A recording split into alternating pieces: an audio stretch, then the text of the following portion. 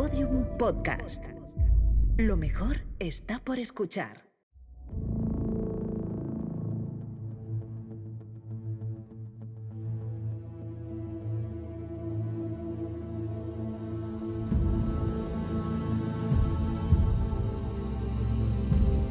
La guerra contra el rey Filipo V de Macedonia se convierte ahora en una persecución agónica. Desde los bosques de la actual Albania, donde el rey intentará desesperadamente frenar a las legiones y a sus nuevos elefantes, hasta las islas del Egeo, donde se fragua una guerra naval despiadada, hoy vivirás cómo la maquinaria romana tritura cualquier tipo de resistencia, ya sea en campo abierto, en alta mar o tras unas murallas. Asedios, emboscadas fallidas, traiciones y una Atenas que declara la guerra del odio absoluto contra el rey. El viejo mundo helenístico se tambalea ante el empuje de la República, así que agárrate fuerte porque hoy nos vamos a mover mucho y te doy la bienvenida a Roma Aeterna.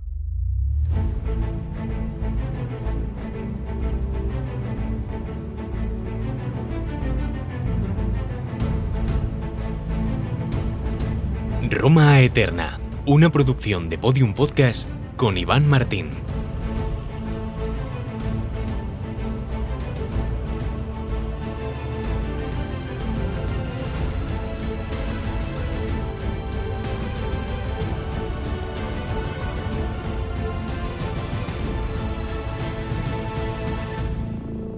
Programa 182 de Roma Eterna, 96 de la República. Y como estás escuchando ya, ha llegado esa época del año en que se me agrava un poco la voz, porque hoy me he despertado con ese pánico de ¡uy, mierda! La garganta me hace cosas raritas y me duele un poco al tragar. Así que vamos a tirar como podemos. Vamos a retomar el relato de la República. Lo habíamos dejado la semana pasada, hubo parón por César, pero nosotros nos habíamos quedado en esa escena brutal, la de los cuerpos de los macedonios desmembrados como un contramuslo de pollo ahí en la carnicería, y el rey y los soldados en shock. Un shock que ya analizamos, que fue una construcción para darse un poco más de empaque los romanos. Nosotros continuamos el relato porque no hay tiempo que perder. Filipo V llama a su hijo y a las tropas que defendían el desfiladero de Pelagonia para reforzar sus propias fuerzas, dejando así abierto para Pléurato y los Dárdanos el camino hacia Macedonia. Hoy nos vamos a mover mucho por lo que es la actual Albania, por Grecia, Macedonia del Norte, toda esa zona. Vamos a vivir persecuciones, que esto solo falta música de Benny Hill, porque va a ser pelea y huir. El rey Filipo V, con 20.000 efectivos de infantería y 2.000 jinetes, marchó hacia los romanos, guiado por los desertores. A poco más de una milla del campamento romano, fortificó una colina cerca de un lugar llamado Ateo, con un foso y una empalizada. Estamos ahora mismo en Atacus, en la actual Albania. Al ver allí abajo el campamento romano, cuentan las fuentes que se quedó Filipo V admirado. Se quedó admirado tanto del aspecto general del campamento como de la distribución del mismo. Las tiendas en fila, las calles ordenadas, los intervalos regulares, la tienda del general de un lado, tal. Filipo V dijo que aquel campamento no podía parecerle a nadie obra de bárbaros. ¿Te suena? ¿Te suena esta escena? Es casi la misma a la que se vivió en tiempos de Pirro. Pirro también fue a observar el campamento romano, Pirro también se quedó sorprendido y Pirro también dijo, o le pusieron las palabras en la boca, que dijo que no era algo de bárbaros. También le pasó a los romanos cuando vieron a los de Pirro. Fue un descubrimiento mutuo. Tanto el cónsul romano, Sulpicio Galba, que estaba en este territorio, como el rey Filipo V, mantuvieron a sus hombres dentro de los campamentos durante 2 días, esperando a ver si tú asomas la patita o la asomo yo, a ver quién. Y tras el tercer día, el romano, el cónsul, sacó a todas sus tropas para formar en orden de batalla. Filipo, por su parte, que tenía miedo de arriesgarse tan pronto a una batalla abierta con todo su ejército, envió a 400 trales, que son un pueblo ilirio, y a 300 cretenses para hostigar a los jinetes romanos. A ese grupo de infantería le sumó otro igual de caballería bajo el mando de un señor llamado Atenágoras, uno de sus más altos oficiales. Los romanos, que tenían su frente a poco más de 500 pasos de allí, lo que hicieron fue lanzar a los vélites, la infantería ligera, y a unos 2 escuadrones de jinetes para igualar el número de soldados de a pie y a caballo con los del enemigo, y los soldados del rey de Macedonia pensaban que el combate sería algo a lo que ellos pues ya estaban acostumbrados. Jinetes avanzando, retroceden por turnos, usan armas a ratos, se dan media vuelta, disparan, tal. Los ilirios pensaron que aprovecharían su velocidad para ataques rápidos, cargas repentinas, y que después los quetenses dispararían sus flechas contra un enemigo que avanzaría desordenado. Pero esta táctica se vino abajo ante el ataque frontal de los romanos, que fue continuo y brutal. Aunque solo fueran unas pocas unidades, parecía que estuviera luchando el ejército entero. Los vélites, cuentan las fuentes, lanzaron sus jabalinas y luego se liaban a espadazos cuerpo a cuerpo. Mientras tanto, los jinetes, una vez chocaban con el enemigo, frenaban los caballos y peleaban algunos desde la silla y otros saltando al suelo para mezclarse con la infantería. De esta forma, la caballería del rey de Macedonia, que no estaba acostumbrada a luchar de forma estática, estaba en desventaja. Decía, ¿qué es esto? Y la infantería, que atacaba corriendo de un lado a otro y llevaba muy poca protección, también estaba en desventaja frente a los vélites romanos. Los vélites romanos llevaban un escudo, espada, no eran la unidad más protegida, por supuesto, era infantería casi desechable, era ligero de hostigamiento, pero ahí estaban preparados para atacar y para defenderse contra una infantería que, según las fuentes, estaba un poquito así como ellos o peor. Sucedió entonces lo que tenía que suceder. No aguantaron el golpe, no aguantaron el envite, echaron a correr los macedonios al campamento y solo salvaron su vida por su velocidad, por sus patas. Descansaron un día entero y tras ese descanso, el rey, decidido a presentar batalla con toda su caballería y su infantería ligera, había tramado un plan, había ocultado durante la noche a unos soldados equipados con caetra, lo que los griegos llaman peltastas, los había ocultado en un lugar estratégico entre los dos campamentos para tender una emboscada a los romanos, algo que el ejército romano es especialista en caer en las guerras púnicas. En la Segunda Guerra Púnica eso fue un festival. Lo que hizo el rey Filipo fue ordenar a Atenágoras, que estaba al frente de los jinetes, que si todo iba bien, que atacaran a los romanos sin piedad, pero que si la cosa se ponía fea, retrocedieran poco a poco y los atrajeran hacia la trampa. Y así fue. Empieza el combate, se pelean unos y otros, parece que no va tan bien para los macedonios como pensaban, la caballería retrocede, pero cuando tú pones una trampa, tienes que esperar el tiempo suficiente para que en el momento justo decir, venga, atacamos y los pillamos. Pero aquí no sucedió eso. Los jinetes macedonios retrocedieron, los jefes de los que estaban ocultos dieron la orden antes de tiempo y los romanos frenaron y no cayeron en la trampa, por lo que fue una derrota macedónica en esa batalla. Al día siguiente, y ya llevamos 3 días casi de batalla, el cónsul Sulpicio sacó a todo su ejército al campo de batalla y colocó, y esto es algo inédito, colocó elefantes en primera línea.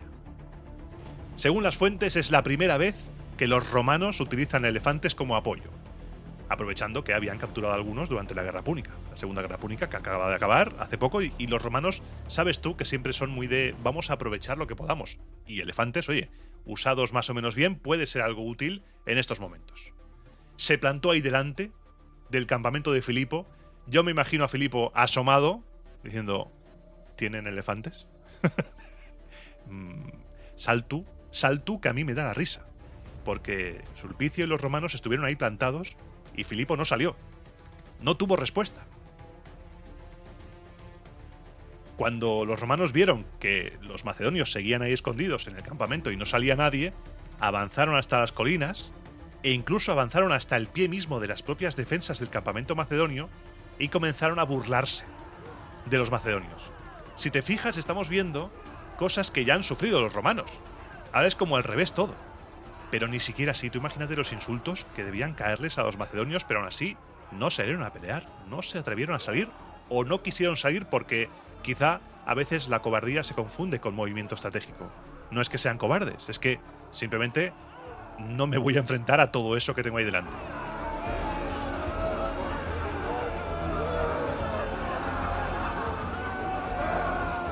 Ante la ausencia de enfrentamiento, nos encontramos con otra fase de este tipo de conflictos: buscar comida. buscar trigo cerca de los macedonios era demasiado arriesgado, porque los jinetes enemigos atacarían a la mínima que los romanos se dispersaran en los campos, por lo que el cónsul ordenó dirigirse rumbo a la ciudad costera de Apolonia, cerca del actual Fier. Estamos ahora mismo en Albania, en la actual Albania. Y entonces trasladó el campamento a unas 8 millas de allí, a un lugar llamado Otolobo, para poder aprovisionarse con menos peligro y poder defender mejor la línea de suministros. Mientras los romanos recogían trigo en los campos cercanos, ya una vez asentados en ese lugar, en Otolobo, al principio el rey de Macedonia mantuvo a los hombres dentro del campamento. Su plan era zorrupio, claro, no era cobardía.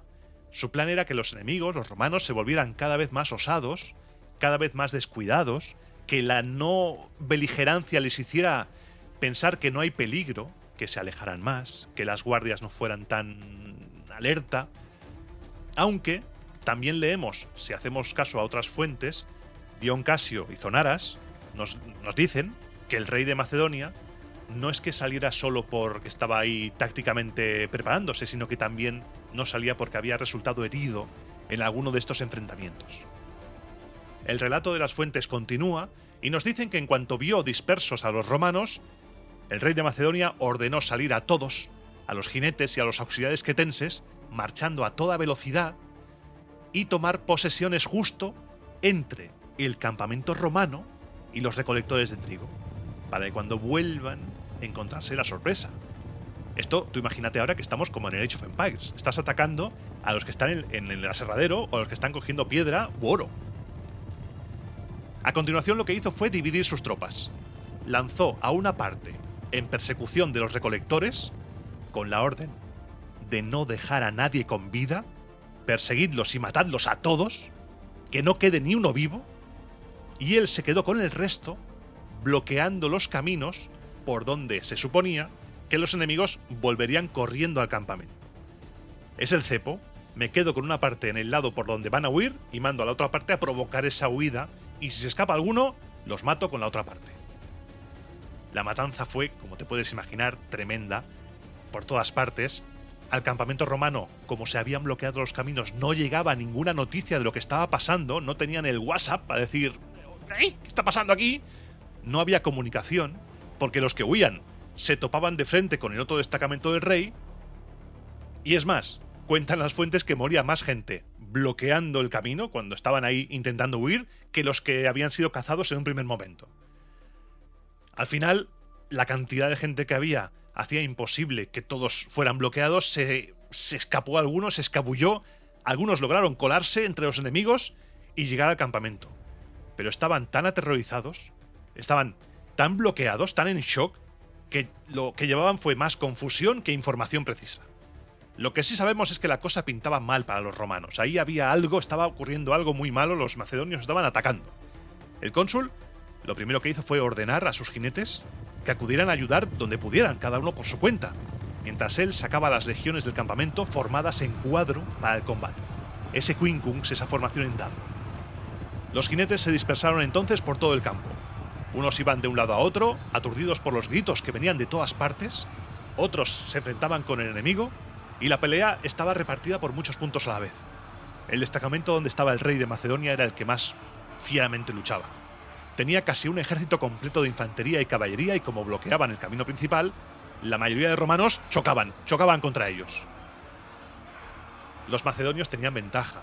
El rey estaba ahí dando ánimos y los auxiliares cretenses peleaban en orden cerrado contra unos romanos dispersos y caóticos, hiriendo a todo aquel que se le ponía a tiro. Si los macedonios hubieran mantenido la posición, se habría logrado una derrota romana, una victoria macedonia gloriosa.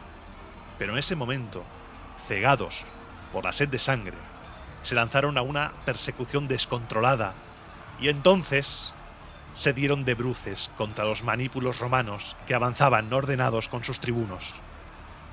Los jinetes romanos que huían, en cuanto vieron los estandartes de los suyos, dieron la vuelta y cargaron contra los macedonios. En un momento, esto es un giro del destino, cambió la suerte de la batalla. Los que poco antes perseguían, ahora huían, y los que antes huían, ahora perseguían. Muchos murieron en ese choque cuerpo a cuerpo, y otros lo hicieron mientras huían. Algunos se arrojaron a los pantanos y fueron tragados por el lodo espeso, caballos incluidos. Incluso el rey estuvo a punto de morir porque su caballo herido cayó al suelo de un golpe y lo tiró. El rey se quedó tendido en el suelo, a punto de ser aplastado, y le salvó la vida a un jinete que saltó de su montura a toda prisa, hizo al rey, que estaba aterrorizado, lo montó sobre su caballo y le permitió huir.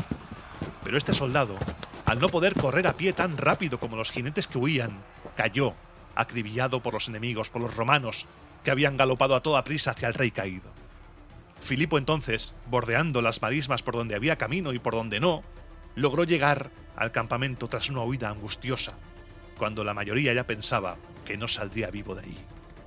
Esta batalla se saldó con 200 jinetes macedonios muertos y unos 100 prisioneros.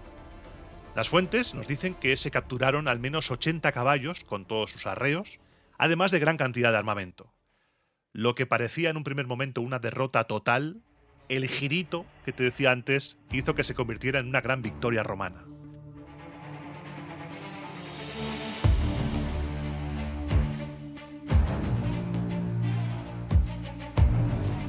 Tras esta batalla, descubrimos que el fenómeno del cuñadismo es algo que existe, existió, existirá, y el fenómeno de opinar desde el sillón es algo que siempre está ahí y siempre estuvo ahí desde el principio de los tiempos.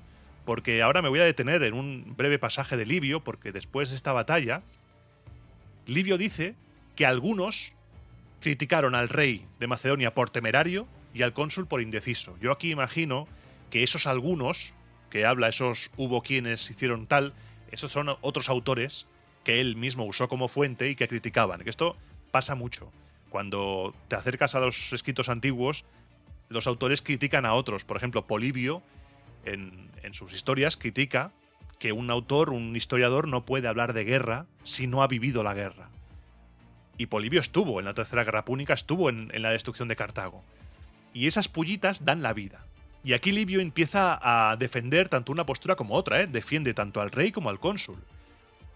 Y dice, los cuñados estos, eso lo añado yo, dicen que Filipo debería haberse quedado quieto, porque sabía que el enemigo había agotado los recursos de la zona y que en pocos días estaría en la mierda, en la miseria, por falta de provisiones.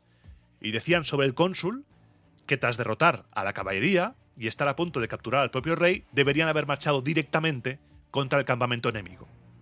Argumentaban estos autores de los que se hace eco sin nombrarlos Tito Livio, que ese campamento no habría aguantado y se podía haber resuelto la guerra al instante.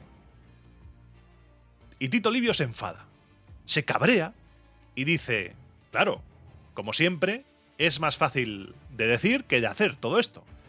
Y dice, si el rey hubiera combatido con todas sus tropas, incluida la infantería, tal vez se podría haber tomado el campamento aprovechando el caos de la huida, entrando tras ellos. Pero la infantería no había salido a combatir. La infantería estaba intacta y fresca dentro del campamento, vigilando puertas, en sus puestos defensivos. ¿Qué habría conseguido el cónsul salvo imitar la temeridad del rey? Y sigue Livio con el cabreo y dice, por otra parte, tampoco el plan inicial del rey de atacar a los recolectores habría sido criticable si hubiese puesto moderación a su victoria. Además, sigue Tito Livio, resulta menos sorprendente que probase suerte si se tiene en cuenta los rumores, pues se decía que Pleurato y los dárdanos habían salido de su tierra con fuerzas considerables y ya habían entrado en Macedonia. Si esas tropas llegaban a rodearlo, era de esperar que los romanos ganaran la guerra sin siquiera moverse. Así pues, tenemos a un Filipo que tras estas dos derrotas sabía que no era seguro permanecer en el campamento. Por lo que el siguiente paso es salir de allí pitando sin que se enteren los romanos. Por lo que en cuanto el sol empezó a ponerse, envió al cónsul un emisario con un caduceo, con la señal de la paz, para pedir una tregua y así poder dar sepultura a los jinetes caídos. El cónsul a esas horas estaba ya descansando, se estaba tomando, pues no sé, su mirinda, su lingotazo de vino, lo típico en las películas. ¿Sabes? En las películas que está el general que vuelve de la batalla y se quita, bueno, el esclavo le quita la armadura y tal, pues estaría ahí, le dan una copa de vino, le lavan las manos, estaba ya descansando y le dijeron, oiga, hay un emisario, quiere tratar una tregua para el tema de los muertos y tal. El cónsul dijo, oye, nos reunimos mañana porque es que estoy cansado. Ahora toca descansar. Que el emisario descanse, tratadle bien, dadle de comer, dadle un jabalí o algo y mañana hablamos. Eso era lo que quería Filipo. ¡Eso! Eso era, que le diera más tiempo. Ganó toda la noche y ganó parte también del día siguiente porque no vamos a madrugar después de la batalla, vamos a descansar un poco. Tenía esa ventana de oportunidad abierta, por lo que, con el enemigo engañado, emprendió la marcha en silencio absoluto durante el segundo relevo de la guardia. Dejó muchos fuegos encendidos en el campamento porque, claro, si de repente se apaga todo, alguno dirá, aquí se está moviendo algo. Dejas las luces encendidas, lo dejas todo como que hay gente y hasta luego. Siempre recordaréis este día como el día en que casi capturáis al rey Filipo V de Macedonia.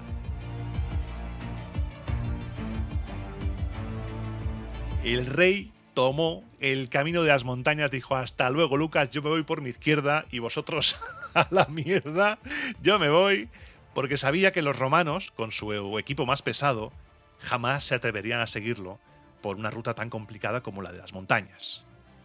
Al día siguiente, el cónsul Sulpicio Galba se levanta, se despereza, buenos días, ¿cómo estamos? Buenos días, nos dé Júpiter, ¿cómo estamos? Vamos a hablar con el parlamentario. Se reúne con el emisario, vamos a hacer la tregua, tal, vamos a ello. Y de repente, sorpresa, el enemigo se ha marchado. No había nadie. Y tenemos aquí un detallito que las fuentes omiten. Ese emisario que se ha quedado ahí, ese emisario no sale vivo, ¿eh? Ese emisario seguramente lo pasaría fatal, porque tú ya me contarás. De repente, no, vamos a hablar de paz, señor cónsul, vamos a hablar de cada tal, y de repente no hay nadie. Y el cónsul se giraría y le diría, ¿qué es esta mierda? ¿Qué es esto? ¿Qué me has liado? ¿Dónde están? Seguramente se haya torturado. No se habla de esto en las fuentes, ¿eh? Esto es pura imaginación mía porque a veces tienes que leer entre líneas en las fuentes y mirar esas situaciones que no te cuentan y claro, está vendido ese hombre. Le habían engañado. El enemigo se había marchado. Y como no tenía ni idea de por dónde seguirlos, porque seguramente el emisario tampoco lo sabía, por seguridad no le habrían dicho nada, decidió quedarse unos días en el campamento haciendo acopio de trigo, ya que no sabemos por dónde ir, ¿por qué vamos a salir corriendo? Nos aprovisionamos, lo hacemos todo bien, y después, unos días después, se dirigió a Estuberra, situada junto al río Erígono, ya en la actual Macedonia del Norte, donde hizo traer el trigo que había en los campos, todos. Desde allí avanzó hasta Pluina, todavía sin saber dónde estaban los macedonios, no tenían ni idea, iban avanzando. Filipo, por su parte, estuvo al principio acampado en Bruanio, también junto al río Erígono, según nos cuenta Estrabón. Desde allí se movió por caminos transversales provocando una alarma inesperada en los romanos, que salieron desde Pluina y establecieron un campamento junto al río Ósfago, un afluente del Erígono, que a su vez lo es del río Axio. Estamos ahora mismo en Macedonia todavía, en la región de Vardar, por si quieres buscarlo en Google Maps. El rey se instaló no muy lejos y fortificó su posición en la orilla del río. Sin embargo, en cuanto Filipo se enteró por emisarios, por informantes, que los romanos pensaban dirigirse a Eordea, se les adelantó y ocupó el desfiladero para impedir que los enemigos pudieran salvar aquel acceso encajonado entre gargantas estrechas, una especie como de orcas caudinas. Fortificó el enclave a toda prisa y por completo. En un punto levantó una empalizada, en otro cavó un foso, en otro amontonó piedras a modo de muro y en otro usó árboles talados, según lo que cada terreno pedía para bloquearlo. Creía haber convertido una ruta ya de por sí difícil en algo inexpugnable. Te va a caer otra trampa, Sulpicio Galba. Los romanos, por supuesto, cayeron, pero había un problema, un problemón, porque no es lo mismo una emboscada que te puedan hacer tropas ligeras de asalto rápido, como por ejemplo unos germanos en Teutoburgo, que lo que tenía Macedonia, el rey Filipo. Los alrededores, donde supuestamente iban a cargar los enemigos de Roma, los macedonios, estaban casi totalmente cubiertos de bosque. Y vamos a imaginar ahora, esto es la muerte para la falange. Tú imagina intentar moverte entre árboles cerrados, entre una espesura espesa, toma ya la poesía, cargando la sarisa, esa pedazo de pica de varios metros de largo. En campo abierto eres indestructible, eres un puercoespín impenetrable. Pero en un bosque, ¿eso qué es? las puntas se enganchan en las ramas altas, chocas contra los troncos, por lo que los soldados macedonios, en medio del caos, se quedaron inmovilizados, atrapados por sus propias armas, incapaces de formar la barrera de puntas que era su única defensa y su gran fortaleza. También las armas de los tracios, armas de filo enormemente largas, eran un estorbo, pues se enganchaban entre las ramas que se cruzaban por todas partes. Los únicos que estaban haciendo un poco sacando la cara por las tropas del rey eran los cretenses. Pero incluso ellos, que podían disparar sus flechas a caballos y a jinetes desprotegidos, no eran muy eficaces contra los escudos romanos que no lograban penetrar. Al no encontrar carne descubierta donde disparar, porque los romanos avanzaban ordenados y protegidos, y dándose cuenta de la inutilidad de sus armas arrojadizas, lo que hicieron fue empezar a lanzar pedradas, que encontraron piedras por ahí y empezar a lanzar pedradas por todas partes. El impacto de las piedras contra los escudos causaba más ruido que heridas, pero logró contener por un momento el avance romano. Pero después los romanos también se despreocuparon por esas piedras. Unos formaron la tortuga, la formación testudo, y se abrieron paso por el frente, y otros dieron un pequeño rodeo subiendo a lo alto de la colina, echaron a los macedonios que habían ahí, los pusieron en fuga y cambiaron las tornas. Degollaron a los que encontraron y no podían huir porque la misma zona, el terreno que había elegido, era una trampa tanto para unos como para otros. De esta forma los romanos cruzaron el desfiladero con mucha menos lucha de la que se esperaba y llegaron a Eordea. Allí, el cónsul arrasó los campos en todas direcciones y se retiró a la región de Elimea junto al río Aliacmón, ya en territorio de la actual Grecia. Hemos bajado desde Macedonia hacia Grecia. Desde allí lanzó un ataque contra Oréstide, que estaba al oeste, y puso sitio a Celetro, la actual Castoria, en Grecia todavía. Si la buscas en Google, esta ciudad tiene una posición defensiva natural impresionante. Estaba situada en una península, con las murallas rodeadas por un lago, y solo un estrecho istmo de tierra permitía el acceso desde tierra firme. Al principio, los defensores, confiados en su posición, en su ventaja, cerraron las puertas y se negaron a rendirse. Pero después, cuando vieron avanzar a los romanos en la formación testudo, en la tortuga, y además vieron que los romanos cubrían todo el istmo con una masa de soldados tremenda, el pánico les pudo, y se acabaron rindiendo sin ni siquiera combatir, sin intentarlo siquiera. Desde Celetro, el cónsul avanzó contra los dasarecios y tomó por la fuerza la ciudad de Pelión. De allí se llevó a los esclavos y al resto del botín, pero a los hombres libres los soltó sin pedir rescate y les devolvió la ciudad. Una de cal, una de arena, nunca supe cuál es la buena, pero bueno, una de zanahoria y otra de palo. Eso sí, les dejó su ciudad, pero dejó una guarnición, ya que se trataba de una ciudad estratégicamente muy bien situada para lanzar ataques contra el rey de Macedonia. Tras esto, el cónsul cogió sus tropas y las llevó de nuevo a la zona pacificada que estaba junto a Apolonia. Vamos hacia el oeste, hacia la costa, porque Apolonia, que está en la actual Albania, en la costa de Iliria, es la zona que da al Tacón de la península itálica. Mientras tanto, para Filipo, que estaba ausente, comenzaban los problemas de verdad. Había estado ausente porque estaban comenzando a surgir problemas. Los mismos problemas que tuvo Roma en la invasión de Aníbal. Lo habían mantenido del frente romano los etolios, los atamanes, los dárdanos y muchos otros conflictos que le estaban empezando a estallar tanto en su retaguardia como por delante, uno detrás de otro en distintos puntos. Contra los dárdanos, que ya se retiraban de Macedonia, envió a Atenágoras con infantería ligera y con el grueso de los jinetes. Su orden era hostigar la retaguardia mientras marchaban y golpearlos desde atrás para quitarles las ganas de volver. En cuanto a los etolios, la situación dio un vuelco. El jefe de los etolios, Damócrito, el mismo que en la asamblea de Naupacto había propuesto aplazar la declaración de guerra, recuerda, ahora convocó una nueva asamblea y llamó a todos a las armas. ¿Qué le hizo cambiar de opinión? Pues lo de siempre, las noticias que vuelan. Al enterarse del combate de caballería en Otolobo, de la invasión de los dárdanos y de Pléurato con los ilirios en Macedonia, y sobre todo, al enterarse de la llegada de la flota romana a Óreo, que amenazaba con un bloqueo marítimo total, vio que Macedonia estaba rodeada por todos los flancos, que estaba cambiando el equilibrio de fuerzas y había que sumarse a ese viento nuevo.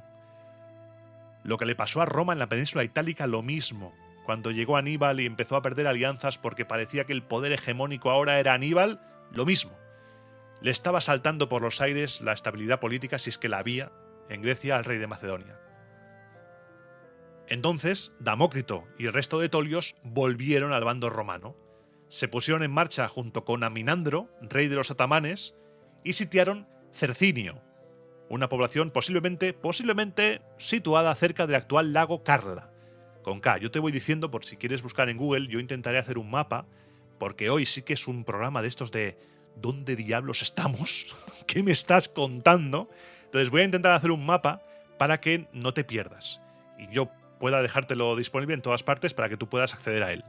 Por si acaso, sígueme en redes sociales, Roma Eterna FM en Twitter, Roma Eterna Podcast en Instagram. También tienes el Telegram y el WhatsApp, canales de Telegram y WhatsApp. Si buscas Roma Eterna Oficial, están ahí para poder verlo, este contenido, que lo subiré ahí. También lo subiré al Patreon, a todas partes estará subido. Esta ciudad de Cercinio había cerrado las puertas. No sabemos si cayó por fuerza o cayó por miedo a su guarnición, pero lo que sí cuentan las fuentes es que a los pocos días fue conquistada y fue incendiada.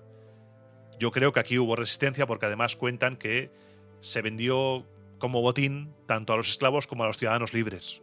Ahí hubo ensañamiento en la victoria, por lo que seguramente hubo resistencia. Esta brutalidad en el trato con la ciudad de Cercinio provocó que el terror se difundiera al resto de poblaciones, por lo que la gente empezó a huir de las ciudades, empezó a huir a las montañas, y como allí no quedaba nada para saquear, los etolios se dirigieron a Perrevia, en la frontera noreste de Tesalia, zona colindante con Macedonia. Allí tomaron la ciudad de Cirecia, la actual Doménico, y la saquearon salvajemente. En cambio, a los habitantes de Malea les aceptaron la rendición voluntaria y su entrada en la alianza. Iban intentando también un poco palo y zanahoria como fuera. Allí comenzaron a surgir las discrepancias entre los etolios y los atamanos, porque Aminandro, el atamano, quería ir desde allí a Gonfos, una ciudad limítrofe con su reino, que parecía fácil de tomar y que era muy importante por su posición entre Tesalia y Atamania. Pero los etolios tenían otros planes. Los etolios tenían los ojitos puestos en las fértiles llanuras de Tesalia, pensando solo en saquear, solo en botín. Aminandro entonces los siguió a regañadientes, pero no estaba nada de acuerdo con su estilo, porque los etolios se dedicaban a saquear a lo loco, a acampar donde les pillaba, sin elegir buen terreno, sin fortificarlo y sin nada, y claro, Aminandro decía, esto nos va a costar la vida. Tenemos que hacer algo. Por lo que para evitar que la negligencia suicida de los etolios les acabara costando caro tanto a él como a los suyos, cuando vio que acampaban en una llanura dominada por la ciudad de Farcadón, Aminandro lo que hizo fue retirarse a una colina cercana a poco más de 1 milla. Allí estableció un campamento seguro, aunque, bueno, con defensas ligeras, pero más seguro que acampar al raso como hacían los etolios. Mientras él estaba seguro allí, los etolios actuaban como si se hubieran olvidado de que estaban en territorio enemigo, salvo cuando robaban, claro. Unos vagaban medio desarmados, otros dormían o bebían en el campamento, se dedicaban a rapiñar lo que pudieran, sin diferenciar el día de la noche, sin poner guardias. Un sin dioses. Y entonces, sin que nadie se lo esperara, llegó Filipo de Macedonia.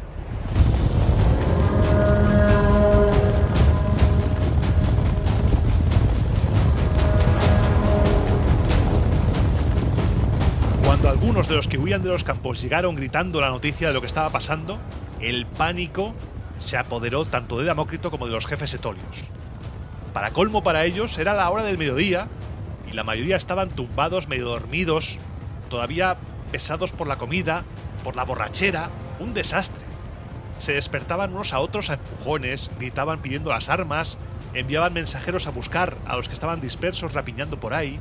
El desconcierto fue total, fue lamentable. Algunos jinetes salieron a pelear sin espada, y la mayoría no tuvieron tiempo siquiera de ponerse la coraza. Salieron con tanta prisa que apenas lograron reunir unos 600 hombres entre infantería y caballería. Y para su desgracia, esos 600 hombres fueron a toparse de bruces, cara a cara de frente, contra las tropas, contra los jinetes del rey de Macedonia. Y claro, la diferencia entre ellos era abismal.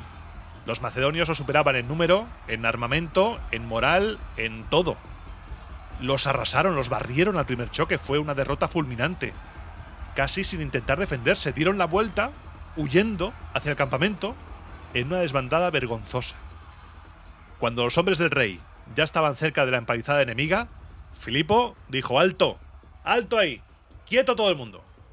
Retirada. Porque tanto los hombres como los caballos estaban agotados, no solo por el combate, sino por la marcha forzada y la velocidad del ataque. Y en ese momento, ya descansando, organizó turnos.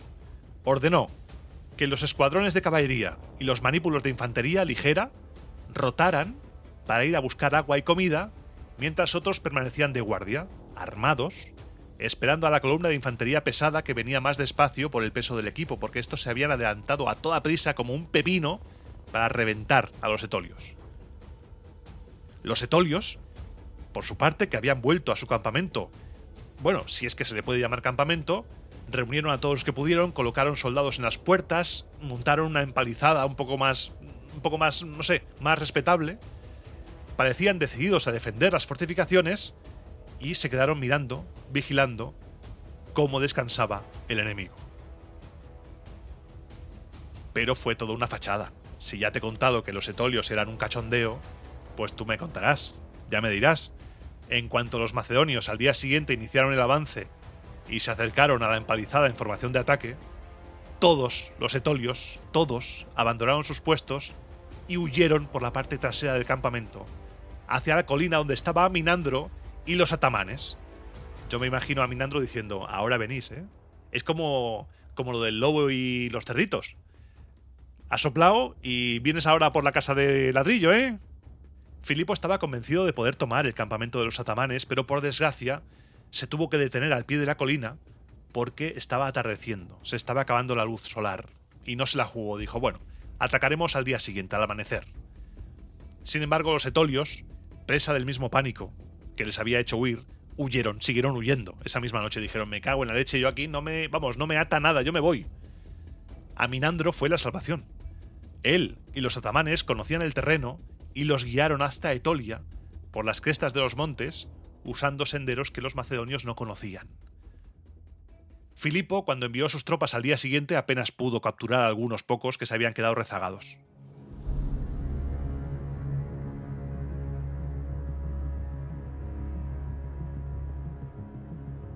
Por esas mismas fechas, Atenágoras, uno de los jefes, uno de los oficiales del rey de Macedonia, alcanzó a los dárdanos que se retiraban hacia sus fronteras. Al principio, como le habían ordenado, si te acuerdas, sembró el caos en la retaguardia, pero luego, cuando los dárdanos dieron media vuelta y organizaron la defensa, la lucha se equilibró y se convirtió en un combate regular, como una batalla normal. Los dárdanos lo tenían complicado porque no tenían tropas ligeras y cargaban con un armamento pesado y difícil de manejar. Incluso el terreno favorecía a los macedonios. Los macedonios vencieron a los dárdanos, no hubo muchos muertos, sí que hubo muchos heridos, no se hizo ni un solo prisionero, pero bueno, oye, aún así, de esta manera Filipo había compensado un poco los daños sufridos contra Roma, escarmentando por un lado a los dárdanos y por otro a los etolios que, por otra parte, lo iban a tener cada vez más complicado, porque de repente apareció un señor llamado Escopas, que Escopas fue un estrategos, fue un líder de los etolios hacía unos años y estaba en Alejandría. Llegó este hombre, enviado desde Alejandría por el rey Ptolomeo, con una gran cantidad de oro y con ganas de reclutar gente. Y se llevó a Egipto a 6.000 soldados de infantería y 500 jinetes reclutados como mercenarios. Los dejó pelaos de gente. De hecho, cuentan que no habría quedado en Etolia ni un solo hombre en edad militar si Damócrito, el jefe que estaba, el que huyó, no hubiese intervenido. Retuvo a una parte de los jóvenes alertando sobre la guerra inminente con Macedonia y también alertando sobre la despoblación que sufriría el país. Que nos extinguimos aquí si os vais todos. Eso sí, no tenemos muy claro, las fuentes no aclaran si Damócrito actuó preocupado realmente por su pueblo o simplemente por llevarle la contraria a Escopas, porque Escopas no le había hecho los honores suficientes, estoy haciendo comillas con las manos, no le había honrado lo suficiente, guiño guiño, el señor Parné no había volado con la suficiente velocidad para inclinar su opinión favorable hacia él. Esto es lo que ocurrió en tierra, se está viniendo abajo el sistema de alianzas de Filipo V de Macedonia, pero más o menos los tiene ahí agarrados, les va dando golpes, los etolios parece que se hunden, pero vamos ahora a mirar al mar. Ahora me apetece un poco de agua, un poco de brisa marina, que a mí me gusta mucho y me recuerda a mi infancia la brisa marina. La flota romana, al mando del legado Lucio Apustio, había salido de Córcira a principios de verano de ese año 200, todavía estamos en el 200. Tras doblar el cabo Malea, el extremo sureste del Peloponeso, se unió a la flota del rey Átalo de Pérgamo cerca del Estileo, un promontorio al este de la Argólide. Como he dicho antes, voy a intentar hacer un mapa para que no nos liemos, un mapa tanto de operaciones terrestres como de movimientos marítimos.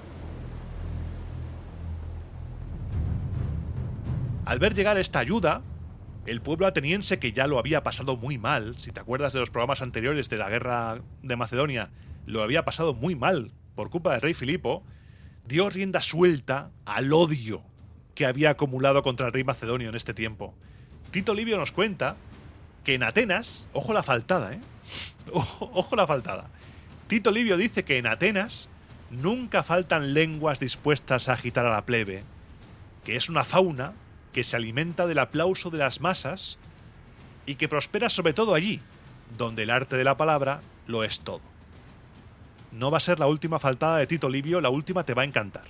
Vamos a seguir, porque los atenienses presentaron inmediatamente en la asamblea una propuesta de ley que se aprobó a toda velocidad, que consistía en un borrado absoluto. Era una sentencia al olvido, una damnatio memoriae, aunque no era como tal, ni incluso los romanos la conocían como damnatio memoriae, pero para que te hagas una idea, es algo parecido, porque esa ley haría que se retiraran y se destruyeran todas las estatuas y retratos de Filipo y de sus antepasados, tanto hombres como mujeres.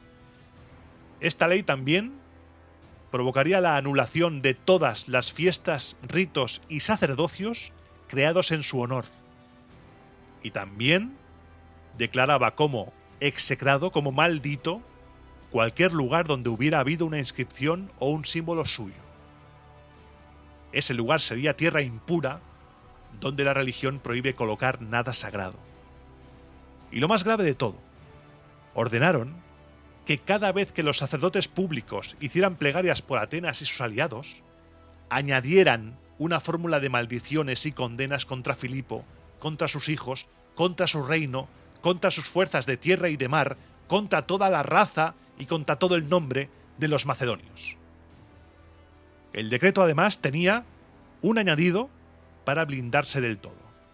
Si en el futuro alguien proponía algo que insultara o deshonrara a Filipo, el pueblo debía votar a favor automáticamente. En cambio, si alguien se atrevía a decir o hacer algo en contra de este decreto de infamia o en honor a Filipo, cualquiera que le diera muerte a esa persona estaría protegido por la ley. Se aplicaba contra él la misma normativa que se usó contra los hijos del tirano Pisístrato. Y te dejo para el final de este momento del podcast la última faltada de Tito Livio, y te la voy a leer textualmente. Dice así: la verdad es que los atenienses le hacían la guerra a Filipo a base de escritos y de palabras, que es la única cosa en la que tienen fuerza.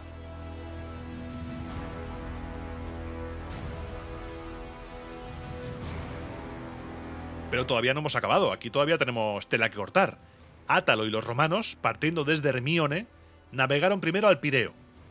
Allí se quedaron unos días y los atenienses los agobiaron esos días con decretos de honor, con honores, con todo tan exagerado como los insultos hacia Filipo. O sea, eran unos intensitos, según las fuentes romanas, los griegos, que no veas.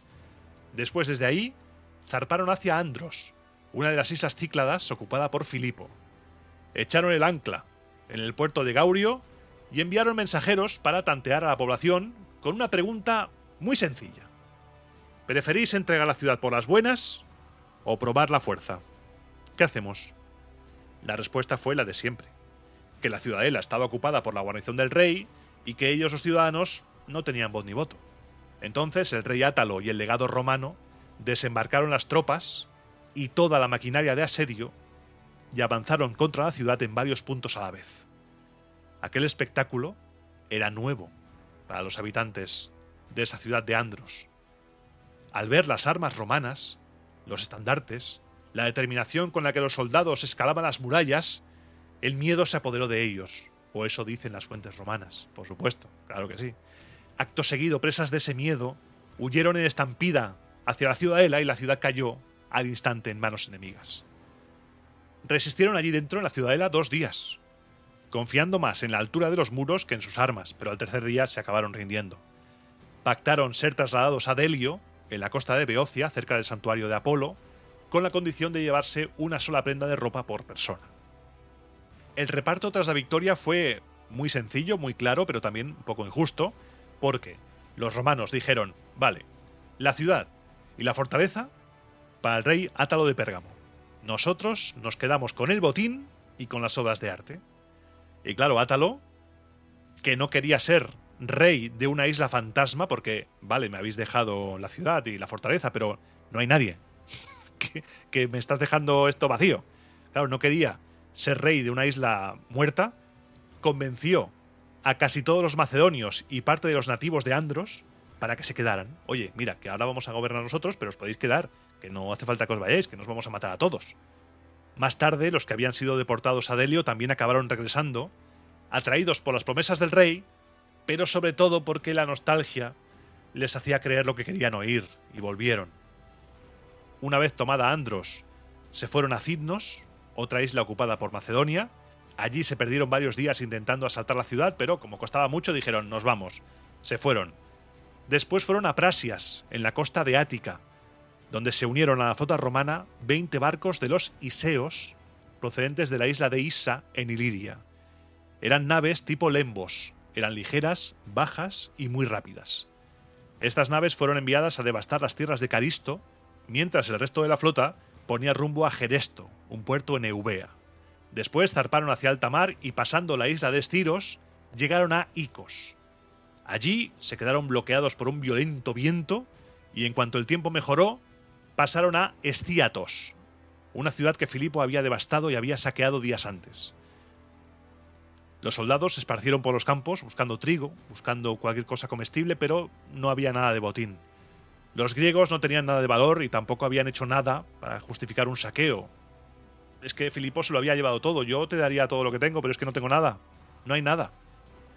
Desde Estíatos navegaron hacia Casandrea. Como ves, no hay ningún tipo de pausa. Es pim pam, de un lado para otro. Intentaron rodear las murallas de Mendeo con la flota, pero los dioses, quizá, mandaron una señal y se desató un temporal brutal que estuvo a punto de hundir a todo el mundo. La flota se dispersó, se perdieron muchos aparejos, tuvieron que huir a tierra firme para refugiarse. Fue un presagio, esa tormenta en el mar, de lo que pasaría en tierra. Cuando atacaron la ciudad de Mendeo, después de reagrupar las naves y de desembarcar, fueron rechazados y sufrieron muchos heridos, ya que allí había una guarnición macedonia muy fuerte. Fracasado ese intento de tomar Mendeo, se retiraron. Escampó, navegaron hacia Canastreo y doblando el cabo se dirigieron a Acantos. Allí devastaron el territorio, tomaron la ciudad, la saquearon y ya dieron media vuelta. Ahí se acabó la expedición de saqueo. Como ya tenían las naves cargadas de botín, el inventario lleno, no había nada más, dieron media vuelta, se dirigieron a Estíatos y de allí a Eubea. Dejaron el grueso de la flota allí y se adentraron en el Golfo Malíaco con 10 naves ligeras. El objetivo de esta expedición de 10 naves ligeras era reunirse en Heraclea, una vieja ciudad fundada por Esparta a la entrada del Golfo, para celebrar una conferencia con los etolios y decidir cómo seguir con la guerra. Esta conferencia, no voy a alargarme mucho en ella, pero vamos a ir al hueso. Los etolios enviaron a una delegación encabezada por un señor llamado Pirrias, y en esa reunión Pirrias le dijo al rey Átalo que, según lo estipulado en el tratado, debía entregar 1000 soldados, que era la cuota que le correspondía aportar. Pero Átalo les dijo que ni de coña, que no fumen tanto. Átalo les recordó que los etolios también se habían negado a salir a devastar Macedonia cuando Filipo estaba quemando los templos y los edificios de Pérgamo. ¿Dónde estaba Gondor cuando el Folde Oeste cayó? ¿Dónde estabais vosotros cuando Filipo de Macedonia estaba quemando mis templos y edificios? Ratas, ¿que sois unas ratas? En esa ocasión teníais el poder. Podíais haber obligado al rey de Macedonia a retirarse para proteger su propia casa, pero prefiristeis no hacer nada. Prefiristeis dejar que atacase en Pérgamo. Así que los etolios se marcharon con las manos vacías. Recibieron promesas romanas, sí, por supuesto, pero ninguna ayuda real, porque los romanos estaban principalmente aliados con Átalo de Pérgamo. Apustio y Átalo, que ya eran como hermanos debían ser, son zipizape, volvieron a la flota y comenzaron a planear el ataque conjunto a la ciudad de Óreo. Sabían que el ataque sería complicado, la ciudad tenía buenas murallas, una guarnición muy fuerte, además había sido reforzada tras haber sufrido ataques anteriores, no es la primera vez que atacamos Óreo, ya te lo he narrado alguna vez. Sin embargo, de repente todo se puso de cara porque recibieron refuerzos, tanto los romanos como los de Átalo. Tras el asalto de Andros, se les unieron a la flota 20 naves de guerra pesadas rodias al mando de Acesímbroto. Estas 20 naves rodias fueron enviadas a fondear en Celasio, un promontorio estratégico en la Ftiótide que dominaba la zona de Demetrias. Su misión era actuar de barrera y vigilar por si la flota macedónica intentaba hacer algún movimiento desde allí.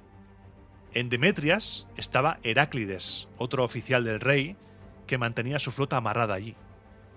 Su estrategia era esperar pacientemente a que el enemigo cometiera algún descuido que le brindara la oportunidad de atacar.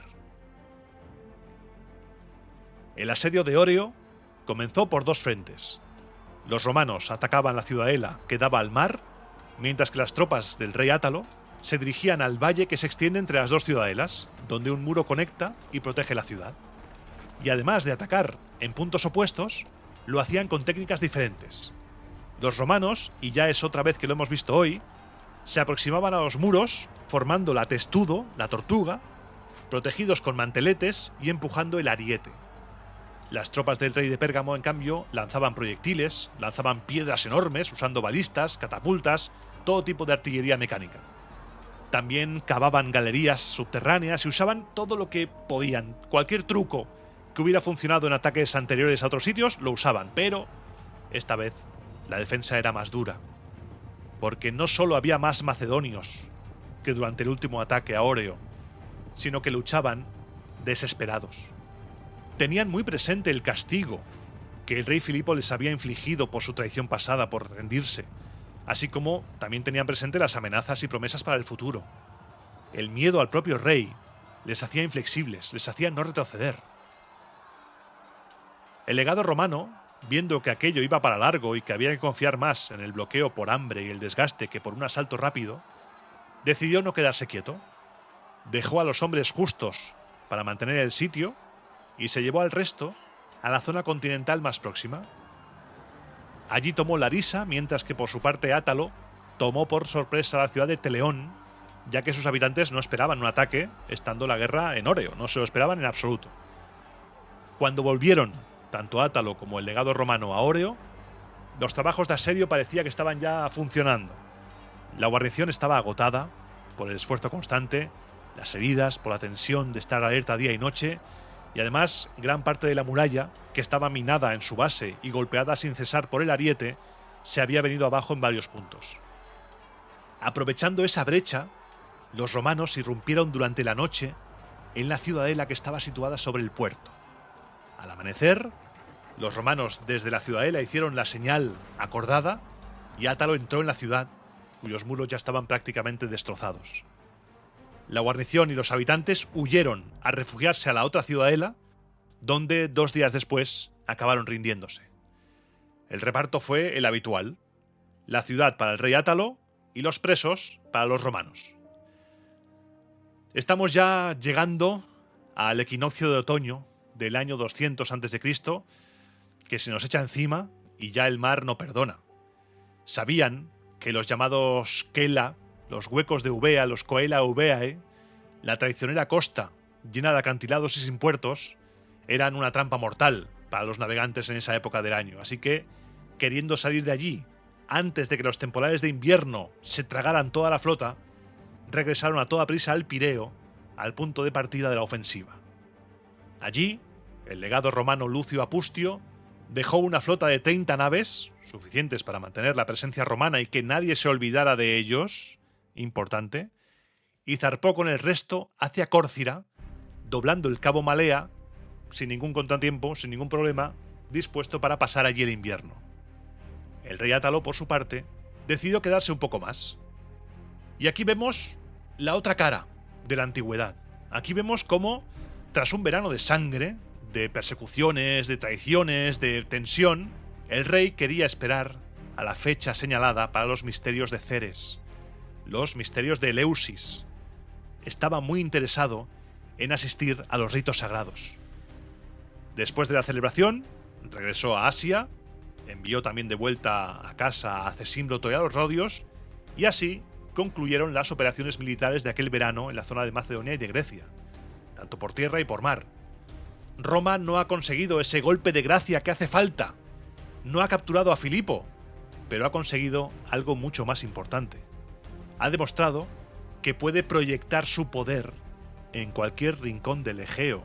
Ha perseguido, ha ido de un lado para otro. Este caos que hemos vivido, este ahora aquí, ahora allá, que quizá te ha provocado un lío durante este programa y por el cual te pido disculpas, es un lío buscado, es un lío provocado para que sientas ese movimiento. Filipo sigue vivo, sí, pero está cada vez más solo y cada vez más rodeado. La maquinaria de la República ya se ha asentado en Grecia y no se va a detener hasta que Filipo V hinque la rodilla.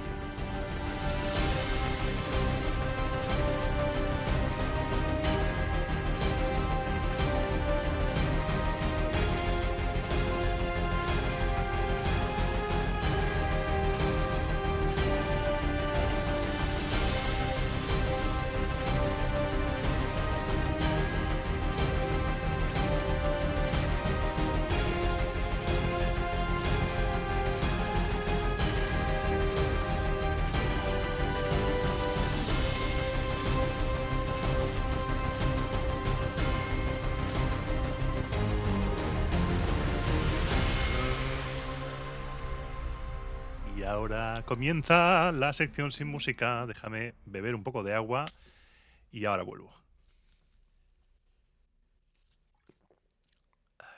Un momento.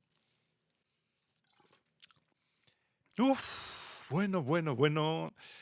Te doy la bienvenida a la sección sin música. Si es la primera vez que escuchas esto, decirte que aquí se acaba el guión, se acaba la música y empiezo a desvariar. Si tú quieres salir ya y darle al stop y hacer otras cosas, no pasa nada porque esto es totalmente opcional, pero te estarías perdiendo cositas interesantes, sobre todo anuncios guapos, que hoy sí, llevo unas secciones sin música sin decir muchas cosas, pero hoy sí, hoy tenemos mandanga, buena mandanga. Lo primero de todo es la República, Roma a Eterna, el ascenso de la República, mi primer libro, segunda edición.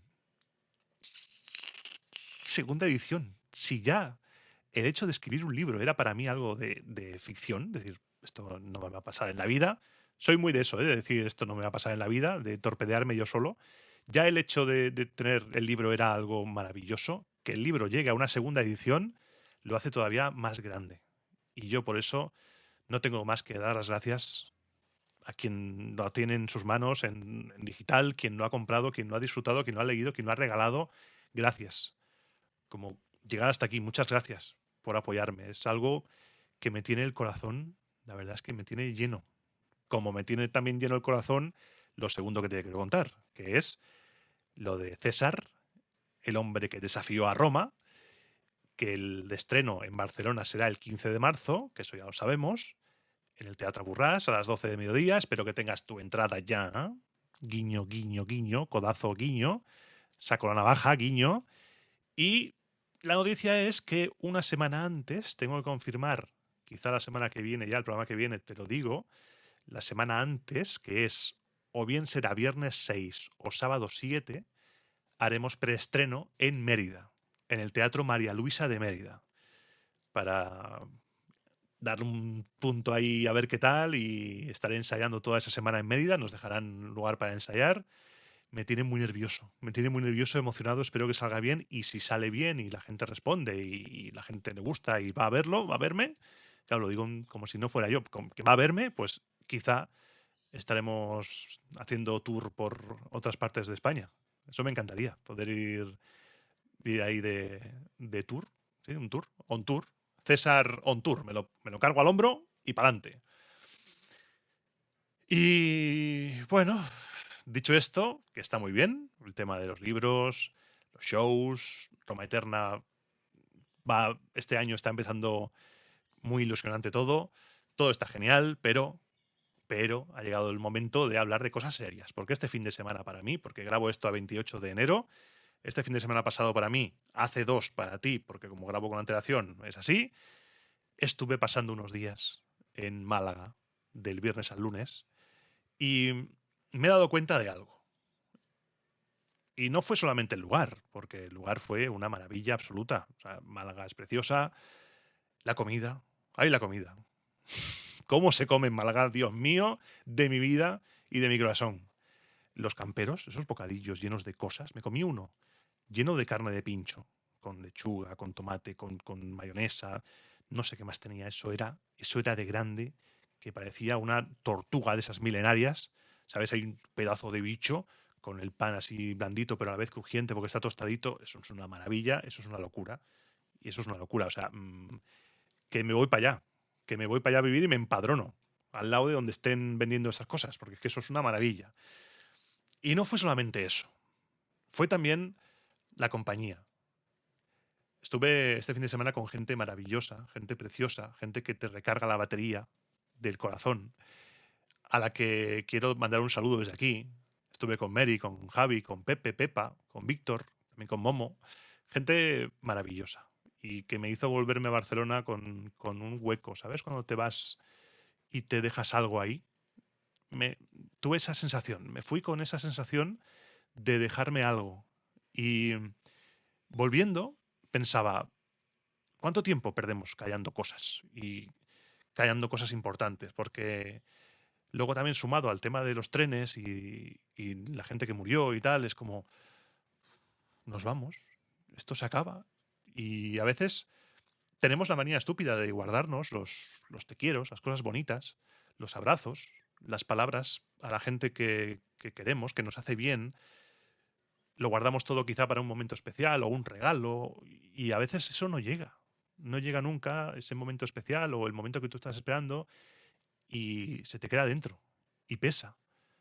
Ha sido un fin de semana también de reflexionar, porque también hemos hablado con esto de los trenes y demás, hemos hablado también de la pérdida y de miedos, y se te queda dentro. Así que en esta sección sin música, en la cual voy a intentar no emocionarme de nuevo por enésima vez, hazme un favor hoy, no mañana, no pasado mañana, hoy. Abraza a quien tengas cerca, manda ese mensaje, di algo bonito, di a la gente que te importa, que lo sepan, porque nos vamos y ahí nos quedamos. Y nos quedamos así. Tenemos mucha facilidad para decir las cosas malas y nos cagamos en los muertos de los demás muy fácilmente, y para decir las cosas bonitas como que nos cuesta. Así que esos son los deberes y los propósitos tanto para ti como para mí, que a mí también me cuesta. Y antes de que esto se convierta en un foro lacrimógeno, vamos a darle un poco de alegría, que el año 2026 ha empezado muy bien, estoy muy contento. Tú me has escuchado aquí en los peores momentos, en los mejores momentos, y ahora puedo decir que estoy contento y feliz y tranquilo y con ganas de seguir dándolo todo para que tengas las cositas romanas hasta que... vamos, bueno, si la palmo antes de llegar al final de Constantinopla, me invocas con la Ouija y vuelvo para lo que haga falta. Y no me puedo despedir sin hacer el spam clásico. Comparte Roma Eterna con todo el mundo, compártelo con tus amigos, tus amigas, tu pareja, tu familia, tu jefe, tus trabajadores, con todo el mundo. que sepas que le va a gustar la historia romana, dale un fuerte like. Ya sabes, suscríbete si no lo has hecho ya en las plataformas diferentes que hay, en Spotify, en iVoox. Puedes apoyar el podcast en la plataforma Ko-fi, en Patreon. También puedes apoyar en el botoncito azul de iVoox. Cualquier aportación es recibida, es muy necesaria porque tú haces que Roma Eterna funcione. Así que, sin más, y deseando que por favor te cuides y cuides de los tuyos y que los dioses no sean propicios, me despido. Aquí un servidor, me descubro la calva por ti y te espero, como siempre digo, la semana que viene, te espero pasaelista en el próximo programa de Roma a Eterna.